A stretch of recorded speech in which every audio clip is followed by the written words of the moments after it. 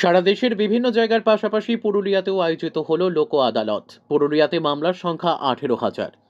পুরুলিয়া জেলা লোক আদালতে আজ শনিবার আয়োজন করা হয়। পুরুলিয়া জেলার বিভিন্ন প্রান্তের মামলাগুলির শুনানি হয়। পুরুলিয়া এবং রঘুনাথপুর মিলিয়ে মোট 17টি বেঞ্চের লক্ষ্যমাত্রা প্রায় 18,000 মামলার নিষ্পত্তি ঘটানো, যার মধ্যে রয়েছে বৈদ্যুতিক বিল, গাড়ির চালান, ব্যাংক লোন সংক্রান্ত বেশ কিছু মামলার শুনানি হয়।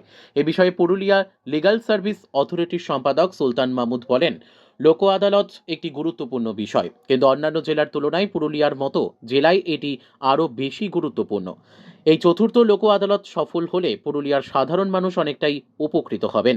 আর্থিক লাভ এবং মামলার দীর্ঘমেয়াদ কমানোর জন্য মোট 18,000 মামলার নিষ্পত্তি ঘটাতে এই লোক আদালতের আয়োজন করা হয়েছে। আদালত আমরা দেখছি সারা বছর ধরে কাজ হচ্ছে, এবছরের শেষ লোক আদালত কি রয়েছে এবারে, কতটা ইম্পর্টেন্স রয়েছে?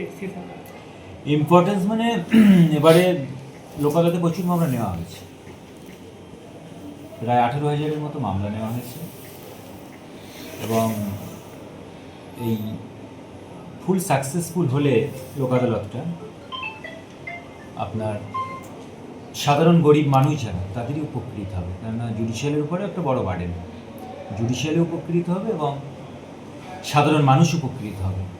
ধরুন 500 টাকা ফাইন দিয়ে আজকে ইনস্ট্যান্ট একটা মামলা শেষ হয়ে যাচ্ছে, কিন্তু সেই মামলাটা যদি কোর্টে প্রসিডিং চলে দেখা যাচ্ছে 3 বছর যাচ্ছে। তো সেই কারণে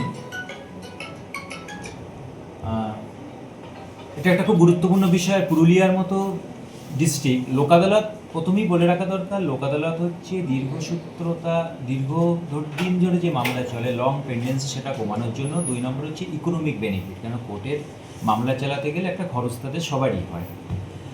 তো পুরুলিয়ার মতো ডিস্ট্রিক্টে সেটা আরও গুরুত্বপূর্ণ, কারণ আমরা জানি ওয়েস্ট বেঙ্গলের বিভিন্ন ডিস্ট্রিক্টের মধ্যে পুরুলিয়া একটা মার্জিনাল ক্লাসের মানুষের বসবাস।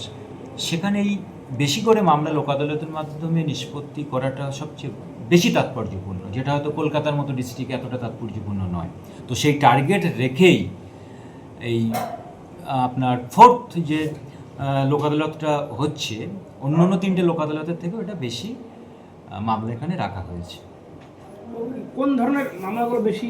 যেগুলো ক্রিমিনাল অফেন্স কম্পাউন্ডেবল, যেটা মীমাংসা হতে পারে, সেগুলো আছে। সিভিল মামলা অল কাইন্ড সব হতে পারে, এনজিআর মামলা আছে এবং কিছু আপনার ভিকেলসের, মোটর ভিকেল যে ফাইনগুলো হয়, চালান, সেগুলো আছে এবং ইলেকট্রিসিটি অ্যাক্টের কিছু মামলা আছে এবং ম্যাট্রিমোনিয়াল ডিসপিউট সব, মানে সিভিল নেচার ম্যাক্সিমাম। এনআই অ্যাক্টের মামলা আছে, যেটা চেকস বাউন্সের কেস আছে।